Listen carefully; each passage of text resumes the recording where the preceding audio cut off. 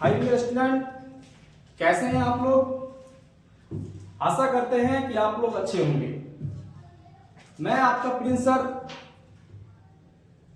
आज class 10th का second chapter science chemistry का अम्ल, क्षार और लवण लेकर के आया हूं। और जैसे कि आप लोग जानते हैं कि बिहार बोर्ड 10th का एग्जाम काफी नजदीक आ गया है और जो है साइंस का जो है सबसे इंपॉर्टेंट चैप्टर है अम्ल, क्षार और लवण केमिस्ट्री का। आज हम लोग उसके बारे में डिटेल से स्टडी करेंगे कि अम्ल, क्षार और लवण क्या होता है। ठीक है, तो जानते हैं कि अम्ल क्या होता है। ठीक है, अम्ल के बारे में जानेंगे, उसके बाद क्षार के बारे में जानेंगे, फिर लवण के बारे में जानेंगे, सभी के यूजेस भी जानेंगे कि कहां कहां यूजेस होता है। ठीक है, तो हम लोग जानते हैं कि अम्ल क्या होता है। ठीक है, अम्ल जो है जैसे कि आप लोग जानते हैं कि अम्ल एक लैटिन वर्ड है। कौन सा वर्ड है? एक लैटिन वर्ड है। कौन सा वर्ड है? लैटिन वर्ड है। अम्ल एक लैटिन वर्ड है और जिसका अर्थ होता है स्वाद में खट्टा, और ये टेस्ट में कैसा होगा? सॉर होगा। टेस्ट में कैसा होगा? सॉर होगा। ठीक है, ये टेस्ट में होता है सॉर।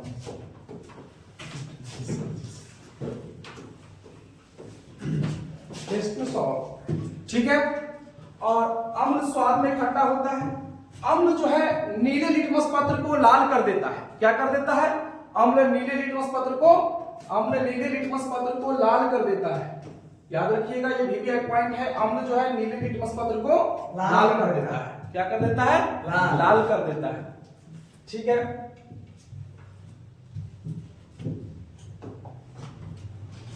और अम्ल जो है जल में घुलने पर, अम्ल जल में घुलने पर H+ आयन देता है, यानी H+ आयन में ये डिसोसिएट हो जाता है। किसमें डिसोसिएट हो जाता है?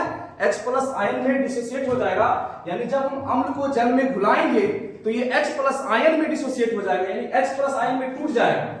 और दूसरा पॉइंट है, अम्ल का पीएच जो वैल्यू होगा, मान जो होगा, वो 0 से लेके 7 के बीच में होगा। अम्ल का जो पीएच वैल्यू होगा वो 0 से लेके 7 के बीच में होता है।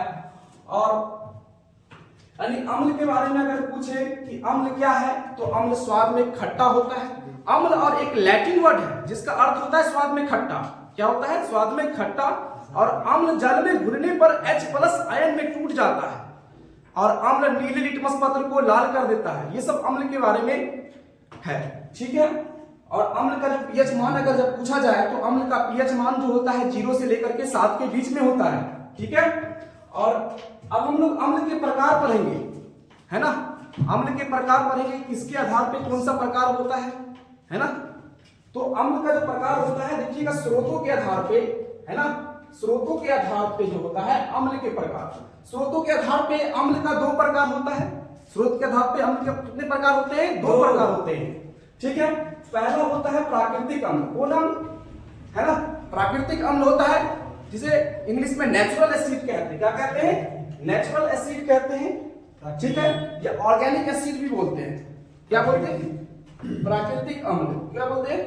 प्राकृतिक अम्ल। क्या बोलते हैं इसको? प्राकृतिक अम्ल। ठीक है, और दूसरा होता है खनिज अम्ल, जिसको हम लोग बोलते हैं इंग्लिश में मिनरल एसिड। क्या बोलते हैं? Mineral acid. अब हम लोग जानेंगे कि प्राकृतिक अम्ल किसको बोलते हैं और दूसरा खनिज अम्ल किसको कहते हैं। ठीक है, तो जानते हैं। ये देखिए, प्राकृतिक अम्ल, प्राकृतिक अम्ल उसको कहते हैं जो वह अम्ल जिसे प्राकृतिक स्रोतों जैसे पौधे एवं जीव जंतु आदि से प्राप्त किया जाता है। किसे? वह अम्ल जिसे प्राकृतिक स्रोत जैसे पौधा एवं जीव जंतु आदि से प्राप्त किया जाता है। किससे प्राप्त करेंगे? प्लांट से, है ना, और जीव जंतु से। किससे? जीव जंतु से। उसे हम क्या कहते हैं? प्राकृतिक अम्ल कहते हैं। और ये कौन कौन सा ऐसा अम्ल है जो हम पौधे से प्राप्त करेंगे, जीव जंतु से प्राप्त करेंगे? आइए उसके बारे में हम लोग जानते हैं। जैसे कि आप लोग देखते हैं, कुछ प्राकृतिक अम्ल के उदाहरण दिए होंगे। क्या दिए हैं? एग्जाम्पल दिए हैं। क्या दिए हैं? उदाहरण। ये प्राकृतिक अम्ल के क्या है? उदाहरण है। ठीक है, जैसे कि आप लोग देखते हैं कि प्राकृतिक स्रोत है। क्या है? प्राकृतिक स्रोत। ये सब प्राकृतिक स्रोत दिया गया है और एक तरफ क्या दिया गया है, एक तरफ अम्ल दिया गया है। क्या दिया गया है, एक तरफ अम्ल दिया गया, यानी कौन से पदार्थ में कौन सा अम्ल पाया जाएगा। ठीक है, तो जानते हैं जैसे कि आप लोग सिरका में जानते हैं कि सिरका विनेगर, यानी विनेगर में कौन सा एसिड पाया जाता है, विनेगर में एसिटिक एसिड पाया जाता है। कौन सा एसिड पाया जाता है, एसिटिक एसिड पाया जाता है। दूसरा संतरा, संतरा में कौन सा एसिड पाया जाएगा, संतरा में सिट्रिक अम्ल पाया जाएगा। कौन सा अम्ल पाया जाएगा, सिट्रिक अम्ल। ठीक है, और तीसरा होता है इमली, इमली में पूछा जाए तो कौन सा अम्ल पाया जाएगा, टार्टरिक अम्ल पाया जाएगा। कौन सा अम्ल पाया जाएगा, टार्टरिक अम्ल। और टमाटर का बात करें तो टमाटर में ऑक्सैलिक एसिड पाया जाता है। कौन सा एसिड, ऑक्सैलिक एसिड पाया जाता है, टमाटर में ऑक्सैलिक एसिड पाया जाता है। और जैसे कि आप लोगों को बता दें कि यहां से जो है क्वेश्चन जो है बनता है 1 मार्क्स का बिहार बोर्ड में। क्वेश्चन कितने मार्क्स का बनेगा, 1 मार्क्स का क्वेश्चन बनेगा यहां से। और हर एक साल पूछा जाता है 1 मार्क्स का क्वेश्चन कि कौन से पदार्थ में कौन सा एसिड पाया जाता है। जैसे कि पूछ सकता है कि बताइए कि सिरका में कौन सा एसिड पाया जाता है, 4 ऑप्शन देंगे, उसमें से एसिटिक अम्ल रहेगा, उसको टिक करना है। ठीक है, जैसे कि पूछ सकता है संतरा में कौन सा अम्ल पाया जाता है, तो सिट्रिक अम्ल पाया जाता है। संतरा में कौन सा अम्ल पाया जाता है, तो सिट्रिक अम्ल पाया जाता है। और पूछ सकता है इमली में कौन सा अम्ल पाया जाता है, तो टार्टरिक अम्ल पाया जाता है। और यहां तक यानी और अगर बात किया जाए तो ये कंपटीशन के एग्जाम में भी यहां से एक क्वेश्चन जरूर उठाया जाता है। और बिहार बोर्ड के एग्जाम में हर एक साल यहां से एक क्वेश्चन जरूर उठाया जाता है। और टमाटर में याद रखिएगा आप लोग, ऑक्सैलिक एसिड पाया जाता है। ऐसा क्वेश्चन रहेगा सर, एक ऑब्जेक्टिव करा दीजिए।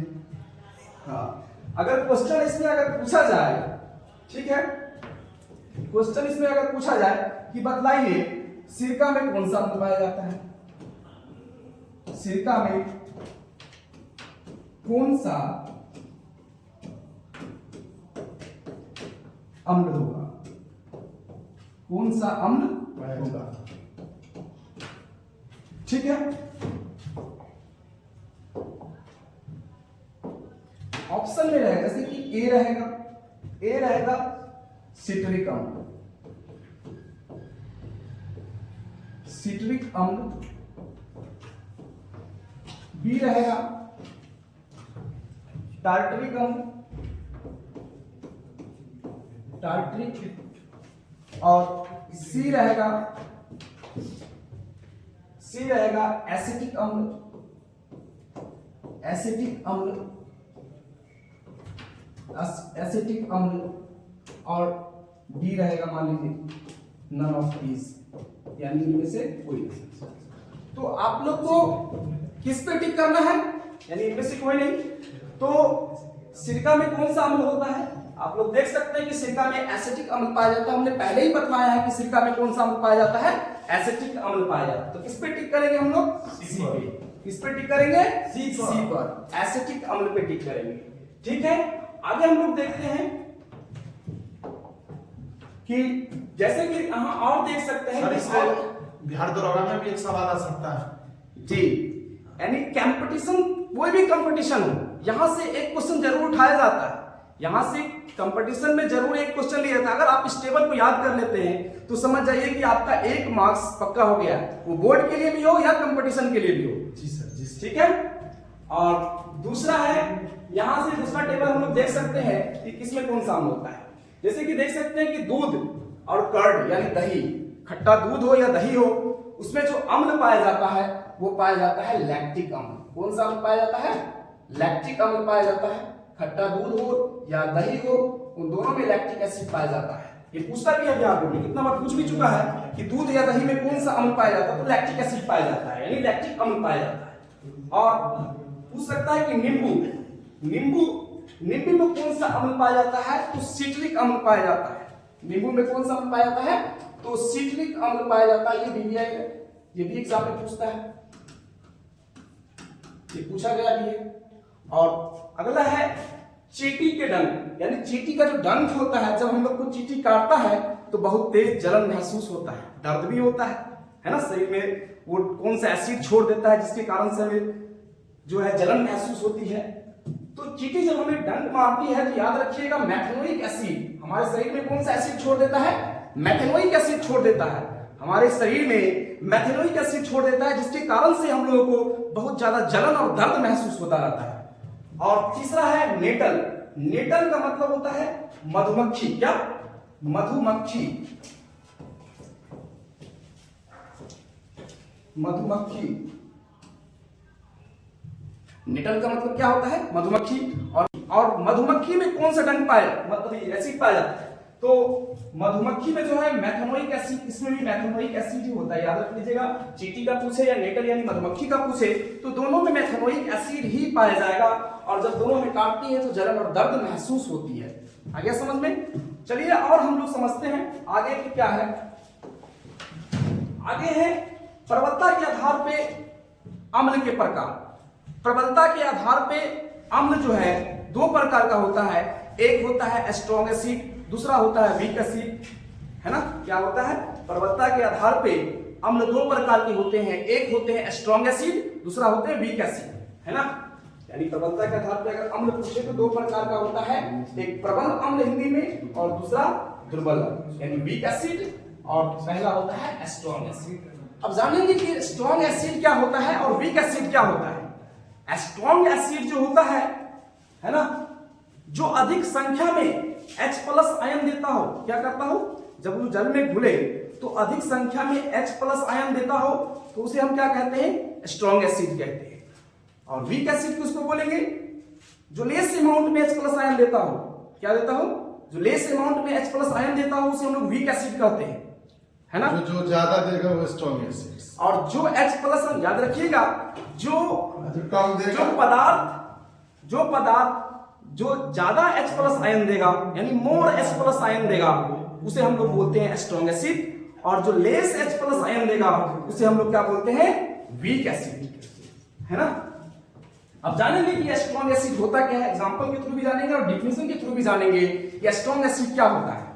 देखिए एग्जांपल और डेफिनेशन दोनों दिया गया है आपका, ठीक है। और एग्जाम में पूछ भी सकता है कि प्रबल अम्ल किसे कहते हैं। 2 नंबर मार्क्स में यहां से क्वेश्चन यहां से उठा भी सकता है ना। प्रबल अम्ल वह पदार्थ जो जल में घुलने पर H+ आयन यानी याद रखिएगा मोर, यहां पे लिख लीजिएगा थोड़ा, मोर यानी अधिक, क्या?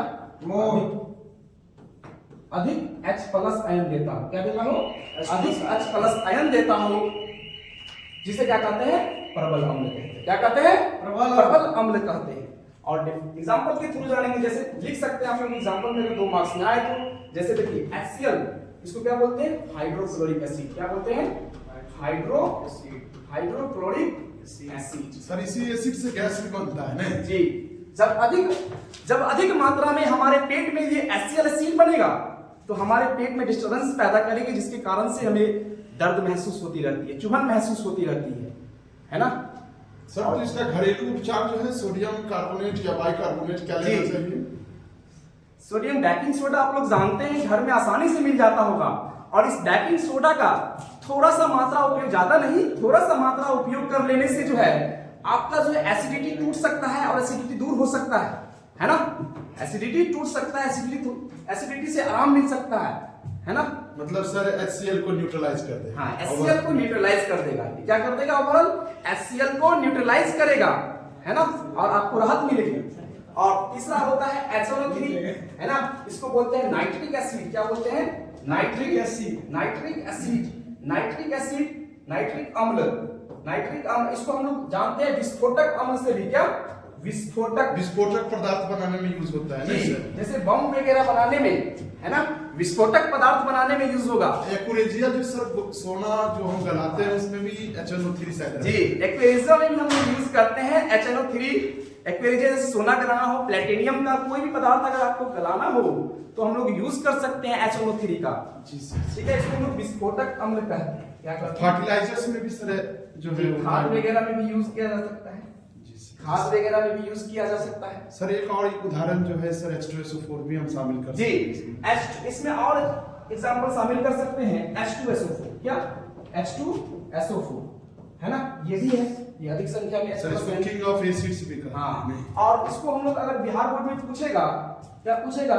इसको हम लोग किंग ऑफ एसिड। क्या बोलेंगे इसको? King of acid. क्या बोलते हैं इसको? किंग ऑफ एसिड यानी अम्लों का राजा। क्या बोलते हैं इसको? अगर पूछेगा ऑब्जेक्टिव में कि अम्लों का राजा किसे बोला जाता है तो अम्लों का राजा याद रखिएगा H2SO4। इसका अगर हिंदी में नाम पूछे तो इसको शायद सल्फ्यूरिक एसिड, क्या बोलते हैं? सल्फ्यूरिक अम्ल का। सल्फ्यूरिक अम्ल, सल्फ्यूरिक, जी सर, जी सर। सल्फ्यूरिक अम्ल कहते हैं। क्या कहते हैं इसको? सल्फ्यूरिक अम्ल। इसको सल्फ्यूरिक एसिड भी कहते हैं और सल्फ्यूरिक एसिड को किंग ऑफ एसिड भी बोलते हैं। मतलब ओवरऑल ये हुआ सर कि स्ट्रॉन्ग एसिड्स जो है ज्यादा H+ आयंस देगा। इससे कहने का मतलब ये हमें पता चली कि what is a strong acid, जो मोर अमाउंट में H+ आयन देता हो। जो ज्यादा H+ देगा वाटर में घुलने पर वो स्ट्रॉन्ग एसिड्स होगा। इसका मतलब जो वाटर में अगर कोई घुल जाएगा, कोई भी अमाउंट ये सब घुलेगी तो अधिक संख्या में H+ आयन देगी और अधिक संख्या में H+ डिसोसिएट हो जाएगी। जी सर, जी सर। ठीक है। और हम बतलाते हैं कि थोड़ा समय कम है तो अगले क्लास जो है नेक्स्ट डे करेंगे और जानेंगे कि जो वीक एसिड के बारे में अच्छे तरह से पढ़ेंगे। इसके लिए तो अगर ये वीडियो आपको अगर पसंद आया हो, वीडियो आपको पसंद आया हो तो लाइक और चैनल को सब्सक्राइब और शेयर जरूर कीजिएगा। तब तक ठीक है, धन्यवाद। और चैनल का नाम लिख लीजिएगा। चैनल का नाम सर एक बार चैनल का नाम भी बता दीजिए, बच्चे किस पे देखेंगे? चैनल का नाम है, चैनल नेम याद रख लीजिएगा, Prince mathematics. Prince mathematics Darbhanga.